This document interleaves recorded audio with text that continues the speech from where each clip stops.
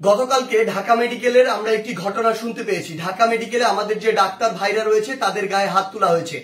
যে যারা হাত তুলেছে তারা কি অভিযোগ করেছে? তারা অভিযোগ করেছে সেখানে নাকি একজন যে পেশেন্ট মারা গিয়েছিল সেখানে ডক্টরদের গাফিলাতি ছিল, ওই ঢাকা মেডিকেলের গাফিলাতি ছিল।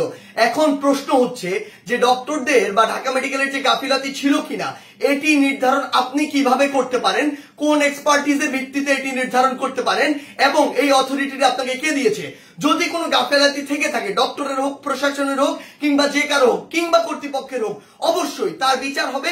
তার বিচার একটি প্রক্রিয়াধীন প্রক্রিয়া হবে, একটি তদন্তের মাধ্যমে হবে। সেই অভিযোগটি আপনি বিএমডিসি তে করতে পারেন কিংবা সেই অভিযোগটি আপনি প্রশাসনের কাছে করতে পারেন। কিন্তু আপনার কি অভিজ্ঞতাটুকু রয়েছে, আপনার কি দক্ষতাটুকু রয়েছে যে একজন ডক্টর তার সাথে গাফিলতি করেছে কিনা সেটি যাচাই করার? আমাদের সবচেয়ে বড় এখন যে সমস্যাটি হয়ে গিয়েছে, আমরা এই বাঙালিরা অধিকাংশ ক্ষেত্রে অধিকাংশ বাঙালি নিজেদেরকে সব জায়গার দক্ষ মনে করি এবং সব জায়গায় নিজের নাক গলাতে যাই। আপনি আমাকে একটি জিনিস বলুন, যে ডাক্তার 5 বছর ধরে এমবিবিএস পাস করলো, 1 বছর ইন্টার করলো, এরপর বছর বছর ধরে বিভিন্ন ডিগ্রি নিল, পড়াশোনা করলো, তিনি একজন পেশেন্টকে যেভাবে ডিল করেন, তিনি পেশেন্টের ভিতরের এবং বাইরের বিষয়গুলো যেভাবে জানেন, যেভাবে ট্রিটমেন্ট করেন, আপনি কিভাবে মনে করেন আপনি সেই পড়াশোনা না করে শুধু বাইরে থেকে দেখে নিজের চোখে যা মনে হলো তা দেখে তাকে একটি নির্দিষ্ট রেজাল্ট দিয়ে দিচ্ছেন, একটি নির্দিষ্ট ব্লেম দিয়ে দিচ্ছেন?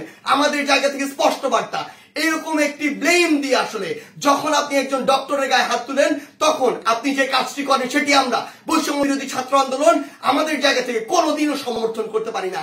আপনাদের যদি কোনো অভিযোগ থাকে সেই অভিযোগটি আপনি জানাতে পারতেন। আমরা জানি আমাদের এই পুরো প্রসেসটিতে, এই ছাত্র জনতার অভ্যুত্থানে ডক্টররা কিভাবে ওই হসপিটালের ভিতর থেকে, ওই ইমার্জেন্সি থেকে তাদের ভূমিকাটি রেখেছে।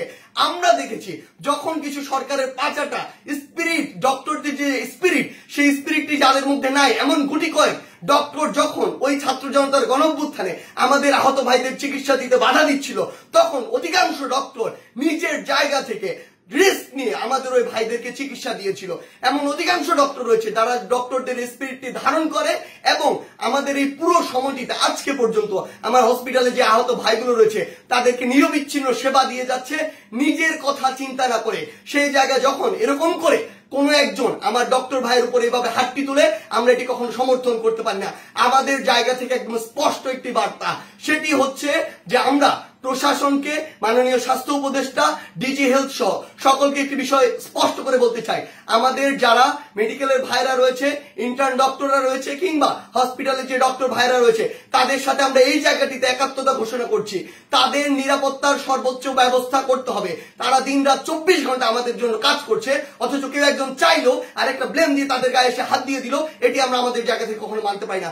আমাদের জায়গা থেকে এটা একটি স্পষ্ট বার্তা হচ্ছে তাদের এই নিরাপত্তার ব্যবস্থাটি করতে হবে। এবং গতকালকে ঢাকা মেডিকেলে যদি ওই পেশেন্টের মৃত্যুর জন্য কোনো কর্তৃপক্ষের হোক, ডক্টর হোক গাফিলাতি থেকে থাকে, তদন্ত সাপেক্ষে তার যেমন বিচারের আওতায় তাকে আনতে হবে। কিন্তু গতকালকে ওই আমার ডাক্তার ভাইয়ের গায়ে যে হাতটি তুলেছে, অপারেশন থিয়েটার থেকে বের হওয়া একজন ডক্টরকে, তার অবশ্যই দ্রুততম সময়ের মধ্যে তাকেও গ্রেফতার করে তাকেও বিচারের আওতায় আনতে হবে।